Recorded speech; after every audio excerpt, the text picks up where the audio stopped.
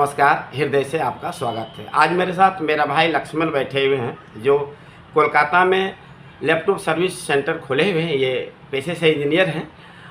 कुंभ के संबंध में ये इनके मन में कई तरह की सवाल है। आइए इनसे भेंट करते हैं। भाई लक्ष्मण है। नमस्कार आप सबों को मेरा। अब क्या सवाल करना चाहते हैं हमसे? अब करिए सवाल। विज्ञान के इस युग में महाकुंभ का क्या आवश्यकता है?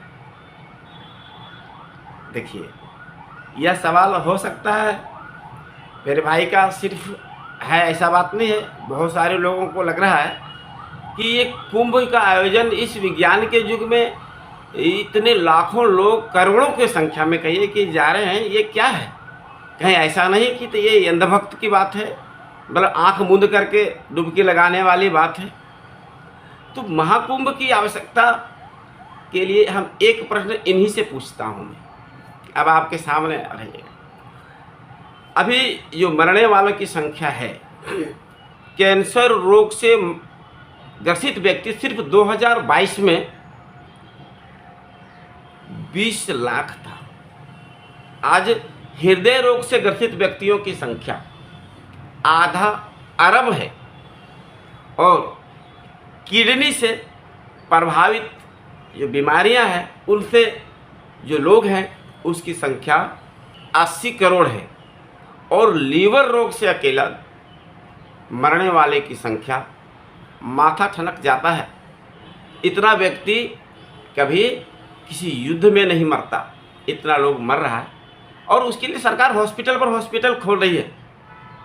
अब मैं ये जानना चाहता हूँ कि आखिर इस रोग का समाधान क्या है?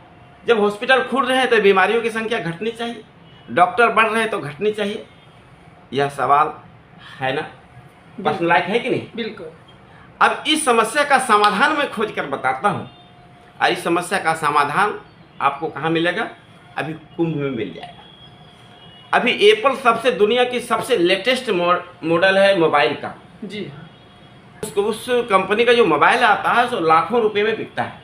इसमें कोई दो मत है क्या? नहीं, कोई दो मत नहीं है। अब इस कंपनी के जो चीफ हैं लॉरेन पावेल, इतनी बड़ी कंपनी की उसकी पत्नी स्वयं आई हुई है यहाँ पर और वह कल्पवास में है और अल्प भोजन करके कुंभ में है। अभी आप टीवी पर हम लोग सब कुछ देख सकते हैं जी। हो सकता है कुछ लोगों को लगे कि कोई आस्था से जुड़ गई है, लेकिन विज्ञान से इसका कोई संबंध रहे या ना रहे। लेकिन जब आप इसकी जीवनी पर जाइएगा तो इस कुंभ ने इसको बहुत बड़ा प्रेरणा दिया। इनके पति का देहांत 2011 ईस्वी को, पता है कैसे हुआ था? हो सकता है कुछ लोगों को पता ना। कैंसर की बीमारी से इसके पति का देहांत हो गया। मात्र 56 साल की उम्र में इतनी कीमती आदमी अमेरिका के थे, वो चले गए। कुंभ मेला में कैसे व्यक्ति आ सकते हैं? जो व्यक्ति रोग से ग्रसित है, क्या वह व्यक्ति इस ठंड में ठिठुरता हुआ डुबकी लगा सकता है? लगा सकता है को? जो व्यक्ति बीमारी से ग्रसित है वो व्यक्ति लगा सकता है? जवाब रहेगा नहीं। अर्थात उस जगह पर निरोगी व्यक्ति ही जा सकता है। अब निरोग जीवन जीने के लिए आप वहाँ देखेंगे सूर्योदय के पहले कौन व्यक्ति उठ सकता है और सूर्यास्त के बाद, सूर्योदय के पहले ये सब जो भोजन करने का, सोने का और जगने का जो सिस्टम ऋषियों ने बनाया है प्राचीन समय से, इसका फॉलो नहीं करने के कारण एप्पल कंपनी के सीईओ इस धरती को छोड़कर बीमारी से ग्रसित होकर चले जाते हैं। अब उनका समाधान किसी डॉक्टर ने, इतने बड़े विद्वान वैज्ञानिक कहिए, विज्ञान के युग के लोग अगुआ हैं, लेकिन नहीं बच पाए। अब इसका जब आप समाधान ढूंढेंगे तो यह समाधान आपको यहाँ पर दिखता लगेगा जैसे समाधान हमारा महाकुंभ से हो रहा है। अब कहेंगे कैसे हो रहा है? आप देखिए, अब कुंभ मेला में गए हैं। कुंभ मेला में जाकर क्या आपने किया? कुंभ मेला में जाकर आपने डुबकी लगाया। वहाँ पर जो व्यक्ति कल्पवास में रह रही है, उनकी पत्नी लॉरेन पावेल, वो यूं ही प्रभावित नहीं हुई। जब वो लाखों करोड़ों रुपया खर्च करने के बाद में भी अपने पति को नहीं बचा पाई, तब उन्हें पता चला कि दिनचर्या को सेटिंग करने से मनुष्य निरोग रह सकता है। अपने जीवन में अगर वह योग धारण कर ले, ये योग की परंपरा ऋषियों की परंपरा है। इसमें आहार विहार और चिंतन तीनों पर काम होता है। वो जब अभी इंडिया आई हुई हैं तो देखिए 14 दिनों के कल्पवास पर है।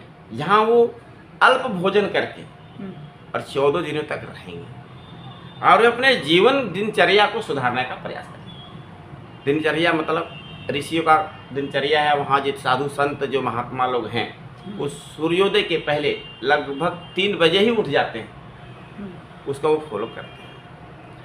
अब वर्तमान में तो ये चल रहा है और जो व्यक्ति इसका फॉलो करेगा, जो सूर्योदय के पहले उठ जाएगा, दिन भर अपने कार्यों में व्यस्त रहेगा, सात्विक आहार, ऋषि मुनि सात्विक आहार, वो सभी संत जो गए हैं वो मांस नहीं खाते, शराब नहीं पीते, फल फूल खाते हैं, थोड़ा बहुत अनाज खा लेते हैं। अब सोने का टाइम उसका रात वो 12-2 नहीं करते हैं, वो सूर्यास्त के बाद जितना जल्दी हो सके वो सो जाते हैं। इतना सुंदर दिनचर्या वो सजा कर रखे, वो रोगी होंगे। देखिए नंग धड़ंग बिना कपड़े के भी किस तरह पानी में उछल कूद कर रहे हैं, करें कि नहीं करें? हाँ। कोई नौजवान कर सकता है? कोई नौजवान व्यक्ति जो कितना बड़ा साइंटिस्ट है, कितना बड़ा वो पहलवान है, लेकिन वो ठंड के डर से सबको डर लगेगा, लेकिन वो कर रहे हैं, वो बिल्कुल निरोग है। और इस निरोग जीवन का सूत्र वहां से जो हासिल करना चाहता है, वह व्यक्ति कुंभ में डुबकी लगाता है, संतों से सीखता है।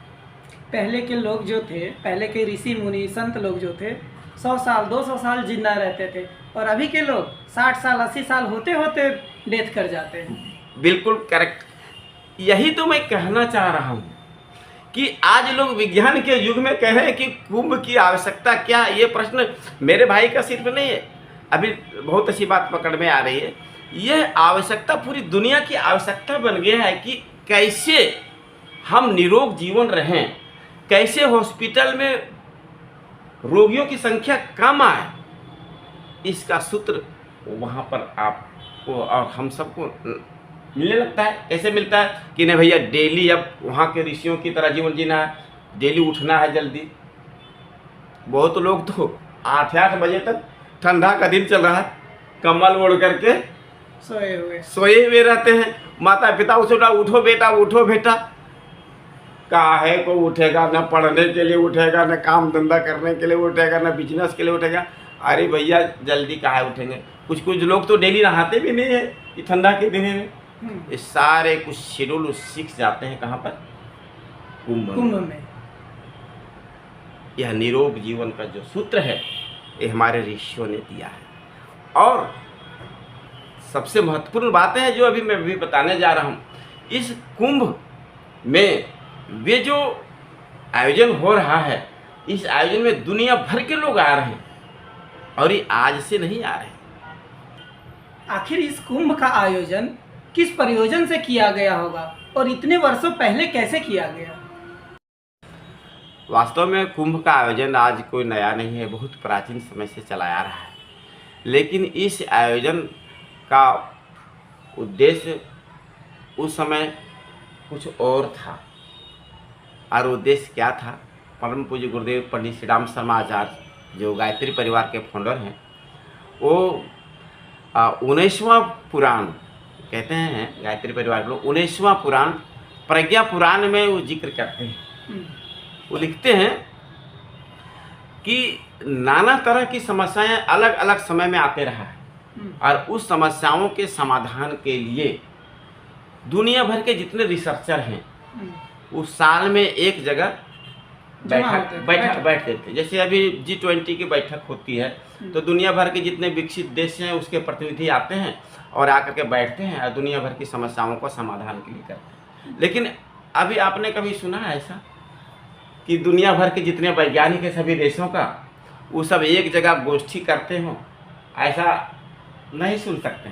नहीं। लेकिन उस जमाने में भी हमारे पूरी दुनिया भर के जितने रिसर्चर थे, रिसर्चर तो मतलब ऋषि मुनि। हाँ, कह रहे ऐसा ही बात। तो रिसर्चर जो ऋषि मुनि थे, वो मनुष्यों की समस्याओं का समाधान कैसे होगा, क्योंकि समय काल परिस्थिति के अनुकूल कई सारे नए नए समस्या आते जाते रहते हैं, परिभाषाएं बदलते चली जाती है।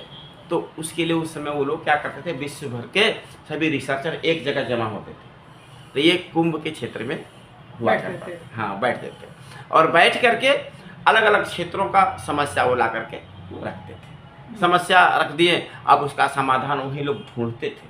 अगर किसी ने उसका रिसर्च कर लिया है तो वहाँ उस पर मंथन होता था, मंथन होता था, और वो लोग आपस में फिर उसका समाधान सबको जान जाते थे। जब जान गए तो फिर अपने अपने गांव, अपने अपने क्षेत्र चले गए। वहाँ के गांव के लोग, जो वैद्य लोग थे, वो आते थे ऋषि मुनि के पास समस्या लेकर के, ये समस्या है। फिर कुछ सामाजिक कार्यकर्ता आते थे कि हमारे समाज में ये तरह दिक्कत है, और आते थे, उसका समस्या का समाधान ये ऋषि मुनि देते थे। तो अब कौन सा समस्या क्या है, मैं एक छोटा सा एग्जाम्पल देना चाहूँ, बड़ा इंटरेस्टिंग है, ध्यान दीजिएगा। समस्या क्या लेकर के आए थे, एक बार की बात है कि तो वहाँ एक ऋषि श्रेष्ठ रहते थे।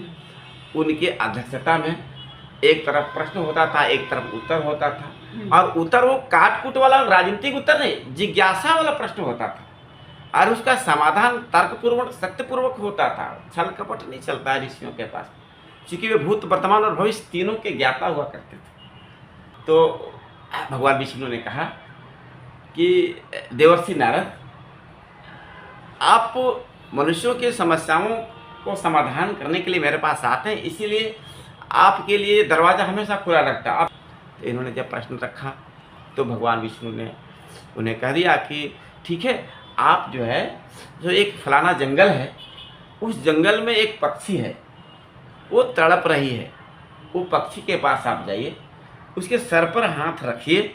जब सर पर आप हाथ रखेंगे तो वो पक्षी आपको सवाल का जवाब दे देंगे।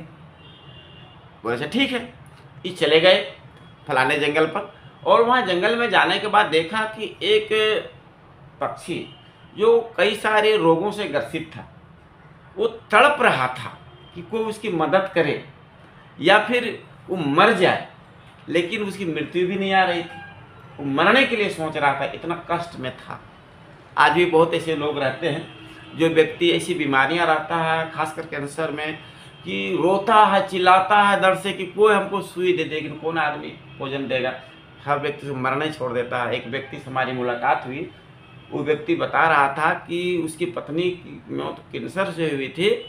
वो जब ऐसा चिल्लाती थी तो दरवाज़ा के अंदर करके और बाहर से दरवाज़ा लॉक कर देते थे, और भगवान से प्रार्थना करते थे, हे भगवान, मेरी पत्नी को मौत दे दीजिए ताकि सुकून से मर सके। ऐसा ऐसा मौत होता है, और उसके लिए कोई डॉक्टर जल्दी मरने का सुइया तक देना नहीं चाहता। उस तरह की मौत के लिए तड़प रहा था वो पक्षी। तो वो पक्षी जब सब पक्षी के पास जाकर के सवाल करते हैं नारद जी, और उसके सर पर हाथ रखते हैं और कहते हैं, हे पक्षी, हमें ये बताना सत्संग क्या है। तो जैसे उस पर हाथ रखे, वह पक्षी तुरंत 3 बार फटफटाया और सर झुका करके अपना प्राण को त्याग दिया। नारद जी के प्रश्नों का कोई उत्तर नहीं मिला।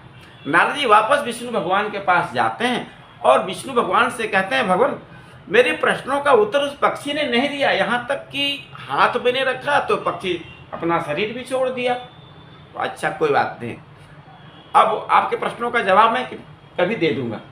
तो नारद जी सोचे कि तो टाल दें। कुछ दिनों के बाद पुनः नारद जी ने वही प्रश्न लेकर के, भगवान, हमें कुछ समाधान आप दिए नहीं। तो नारद जी को सवाल को लेकर के विष्णु भगवान बोले कि ठीक है, एक फलाने जगह एक सेठ जी रहते हैं, उसके पास एक पक्षी है, वो आपको जवाब दे देगा। वो पाल के रखें, एक तोता है, वो जवाब दे देगा। तोता बोलता भी है, आपको बढ़िया समझ में आ जाएगा। तो नारद जी चले गए, उस सेठ जी के पास गए। सेठ जी ने उसको बहुत ऊंची कीमत पर एक तोता को पिंजरे में पाल करके रखा था। उसके उसके लिए नौकर चाकर थे, पूरी व्यवस्था था, बढ़िया से देख रेख होता था। वो तोता मजे में रह रहा था। अब नारद जी ने जाकर के उस सेठ जी से कहा कि आपके तोता से हमें बात करना है थोड़ा सा, और उसको निकाल दिए बाहर। तो उसने उनको प्रणाम किया और बैठाया, और बैठा करके कहा कि हो भाई कि मेरा आप मेरे घर में आए हैं, बढ़िया बढ़िया खिलाया पिलाया नारद जी को। फिर तोता को निकाला। तोता उनको सर पर हाथ रख करके तोता के पर नारद जी और सवाल वही दोहराए, सत्संग क्या है, इससे मनुष्य को क्या लाभ होगा। तोता के सर पर जो ही हाथ रखे, तोता फिर 3 बार फड़फड़ाया और वो भी अपना सर झुका करके शरीर प्राण को त्याग दिया। अब नारद जी को भारी मुश्किल हो गया। अब बेचारा भागे जान बचा करके कि अब जो सेठ जी थे उसका नौकर दौड़ा पीछे पीछे कि हमारा तोता को मार दिया है। अब आगे आगे नारद जी पीछे पीछे ही किसी तरह से जान बचा करके नारद जी भागे। विष्णु लोग गए, विष्णु भगवान से, भगवान मार खाते खाते हम बच गए हमको नौकर मार दिया रहा था सेठ का, वो तोता भी ऐसे हाथ रखे पूछे वो मर गया। अब बताइए मेरे साथ ऐसा आप क्यों कर रहे हैं, हमको आप सत्संग का के बारे में आप खुद बता देते, हमको इतना क्यों कह रहे हैं। तो भगवान विष्णु ने नारद जी से कहा, देवर्षि नारद जी, आपको इस बार खाली वापस नहीं आना पड़ेगा, आपको जहाँ भेजते हैं आप जाइए, आपका काम हो जाएगा। उसने कहा कहाँ भेजते हैं, कहा कि फलाने जगह पर एक राजा है, उसको एक बच्चा हुआ है बुढ़ापे में, वो बच्चा आपको सवाल का जवाब दे देगा। अब नारद जी को लगा कि अब की तो हमको मरवा के छोड़ेगा, राजा तो छोड़ेगा नहीं, उसका इकलौता बेटा हुआ है। आप उसको कहा कि भगवान मेरे साथ ऐसा मत करिए, अगर वो बच्चा भी ऐसा ही हो गया तो फिर क्या होगा। तो कहा कि आप जाइए, कुछ नहीं होगा, हम बोल रहे हैं ना, इस बार से आपको फिर अगले बार आने की जरूरत इस सवाल के लिए नहीं पड़ेगा। तो नारद जी सकचाते डरते सहमते, विष्णु भगवान पर विश्वास था, सब भगवान वो गए। जब उस नगर पर पहुँचे तो वहाँ पर आयोजन था, वो खुशी के मारे बुढ़ापा में उसे पुत्र रत्न की प्राप्ति हुई थी। पूरे लोगों को खाने पीने नाचने गाने का निमंत्रण मिला था, सब राजा के दरबार में जा रहे थे। दरबार पर आए तो उसका बहुत स्वागत हुआ। उसने कहवा भेजा कि हम राजा के पुत्र को आशीर्वाद देने के लिए आए हैं, क्या बदलते, तो हमें राजा के पुत्र का भेंट करना है। ऋषिवर थे, प्राचीन समय में हर व्यक्ति ब्राह्मणों को ऋषियों को बहुत सम्मान करते थे, आज भी उन लोगों का सम्मान कभी कम नहीं हुआ है। हाँ, कुछ लोग ऐसे हैं जो थोड़ा सा 19-20 करते हैं, उस हिसाब से सबके साथ में सम्मान 19-20 होता है, लेकिन उस समय बहुत ज़्यादा था, उसे भगवान का स्वरूप मानते थे। तो उसे दिया गया बैठने के लिए जगह, बैठे तो राजा ने कहा कि प्रभु क्या सेवा करें।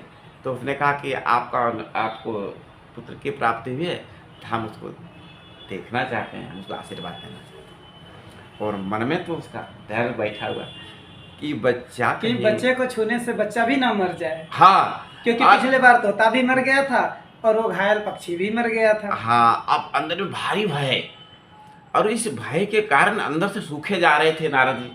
आप उसने सवाल उस बच्चे आए, पालकी में बैठा करके बच्चे को लाया। उसके बाद बच्चे को देखा, बच्चा रो रहा था, तो चुप ही नहीं हो रहा था। तो इन्होंने क्या किया, हाथ को धीरे धीरे ले गए, डर रहे थे ना। हाँ। माथा पर जैसे हाथ रखे, एकाएक रोना बंद कर दिया और मुस्कुरा दिया। अब नारद जी को खुशी का ठिकाना नहीं था कि मेरा ये बच्चा बच गया। बच्चा बच गया। बच्चे से प्रश्न किया, यही प्रश्न किया। यह प्रश्न जो किया उन्होंने, तो जब हाथ लगा उसमें बच्चा नहीं मुस्कुराया, जब इसने प्रश्न किया तब बच्चा मुस्कुरा दिया। और जब मुस्कुराया नारद जी को खुशी हुई, फिर इनको खिलाया पिलाया गया, बढ़िया से इसकी बिरादरी हो गई।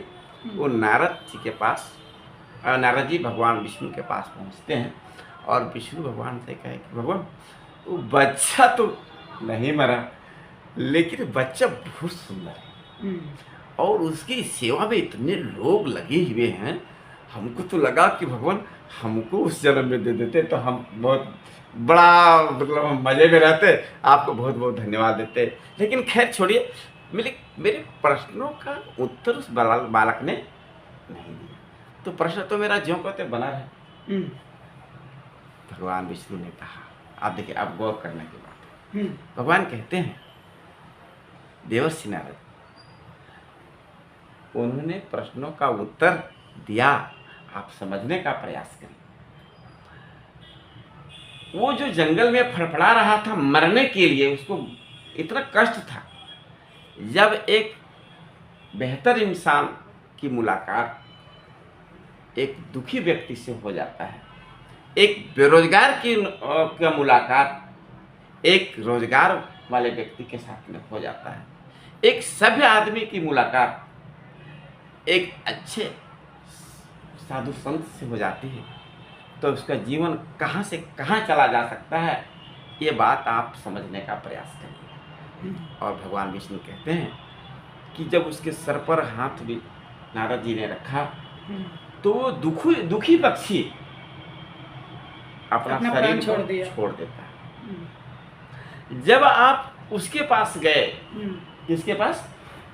तोता के पास, तो तोता कोई और नहीं था, वही पक्षी था जो मस्ती में था।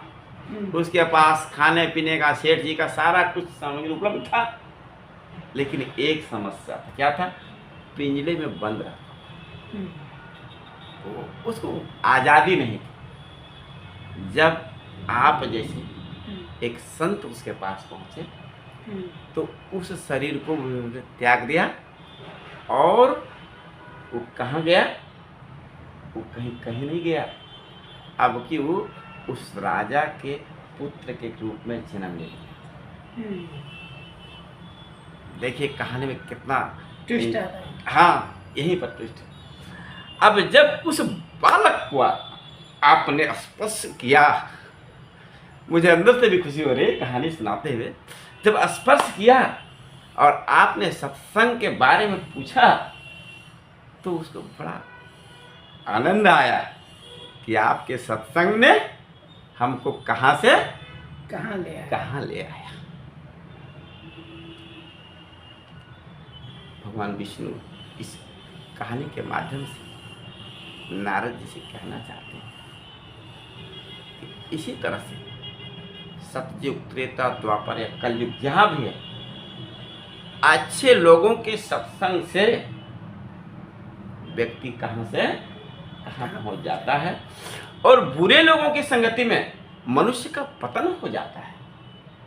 इसीलिए तुलसीदास जी ने रामचरितमानस में कहते हैं कि बिना सत्संग विवेक न होई।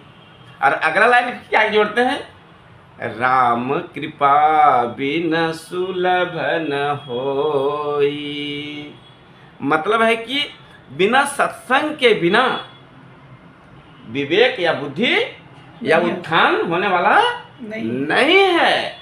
ये महाकुंभ सत्संग है, जहाँ पर जीवन जीने की कला लोग सीखते हैं। और ये जो आई हैं अमेरिका से, जापान से, जर्मनी से, जो पढ़े लिखे साइंटिस्ट की दुनिया में जीने वाले लोग, वो अंधे लोग नहीं हैं, वो बड़े बड़े ज्ञानियों से कम हस्ती नहीं रखते हैं, और वो लोग आ करके वहाँ सत्संग कर रहे हैं। मतलब है कि अच्छे लोगों के संपर्क में आकर के हम अपनी शानदार जिंदगी जो परमात्मा ने दिया है उसको जिए कैसे, इसकी कला सीखने आया है।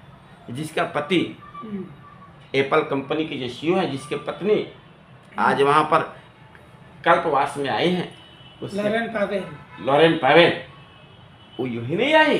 वो अपने पति को बचाने का लाख प्रयास करी, लेकिन वो बचा नहीं पाए। उसके पति का उठने का टाइम, सोने का टाइम, खाने की, ये सारी चीज़ें व्यस्त व्यस्त। और इस चीज़ को व्यवस्थित कैसे की जाए, इसको फार्मूला क्या है। आज जब कहीं योगा मैं कराता हूँ तो लोगों को सिर्फ हाथ हिलाना, पैर डुलाना, ये तो हुआ आसन। और प्राणायाम में हो जाता है श्वास लेना, श्वास छोड़ना, ये तो हो गया प्राणायाम। लेकिन योग का मतलब सिर्फ आसन और प्राणायाम नहीं है। इसका एक बहुत बड़ा रूप है जिसमें आहार, विहार और चिंतन तीनों को बांधा जाता है। मनुष्य के शारीरिक क्षमता, मानसिक क्षमता, ये दोनों के अनुरूप योग कराया जाता है।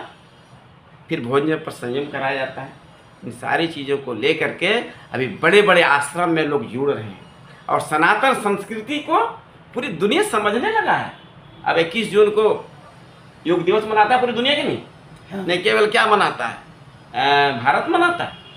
अब पूरी दुनिया ने इस पर मोहर लगाया, योग कर रहा है। और कुछ लोग कहते हैं कुंभ मेला इस विज्ञान के युग में अरे उसी समस्या से करते मेरे भाई को भी लगा ठीक है। लेकिन नहीं, अभी काफ़ी लोगों का ये सवाल है कि आखिर ये तो विज्ञान का युग है, टेक्नोलॉजी का युग है, इसमें लाखों करोड़ों लोग आखिर उस कुंभ में आ क्यों रहे हैं, उस कुंभ में है क्या। हाँ, तो ये जो भी प्रश्न है, ये प्रश्न का उत्तर समझ में सबको अब आ जाना चाहिए। बिल्कुल आपके समझ में तो आ, मेरे समझ में भी आ गया ना कि कुंभ की आवश्यकता क्या है इस विज्ञान के युग में। जो काम हॉस्पिटल नहीं कर सकता, जो काम की कोई सरकार नहीं कर सकता, वह काम आज ऋषि मुनि करने के लिए तैयार है। बस लोगों को इनवाइट। और योगी जी और मोदी जी तो कमाल कर दिए, ऐसा आयोजन दुनिया में कहीं नहीं है और लोग वहाँ पर जा रहे हैं।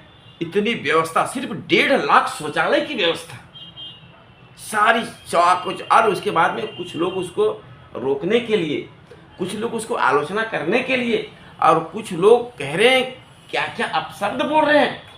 उन व्यक्तियों को हम क्या कहेंगे, उस व्यक्ति को कहेंगे कि भगवान उसको थोड़ा सद्बुद्धि दे दी।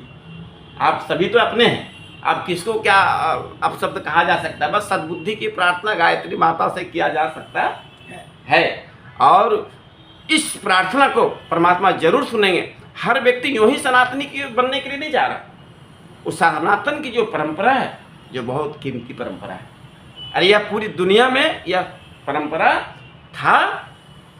और आज जब जरूरत पड़ गया है, हर व्यक्ति सनातन धर्म की ओर आकर्षित हो रहा है और पूरी दुनिया को एक रास्ता निरोग जीवन का, स्वस्थ शरीर, स्वच्छ मन और सभ्य समाज, ये तीनों चीज का जो काम है ये आयोजन कर रहा है। तो इस जमाने में तो इसकी जरूरत ज़्यादा है नहीं? बिल्कुल बहुत आवश्यकता है कि नहीं? विज्ञान टेक्नोलॉजी कितनों भी आगे चला जाए, कितनों भी आगे चला जाए, लेकिन विज्ञान की जो आवश्यकता है वो हमेशा ही रहेगा। हाँ, विज्ञान की आवश्यकता तो रहेगी, लेकिन ये कुंभ की आवश्यकता लगातार बढ़ना चाहिए कि घटना चाहिए। ये तो ऋषि मुनि ने 100 साल, 200 साल, हजारों साल पहले ही लिख चुके हैं और वो कर रहे हैं। आज से तो कुंभ नहीं चल रहा है। हाँ, ये कुंभ का शुरुआत कितने साल पहले हुआ है, कुछ जानता तक नहीं। हम लोगों को तो पता भी नहीं है, लेकिन आज तक चल रहा है। हाँ, ये बात है। आइए अब इन्हीं बातों के साथ हम लोग आपस में इतनी ही बात करते हैं, फिर अगली बार।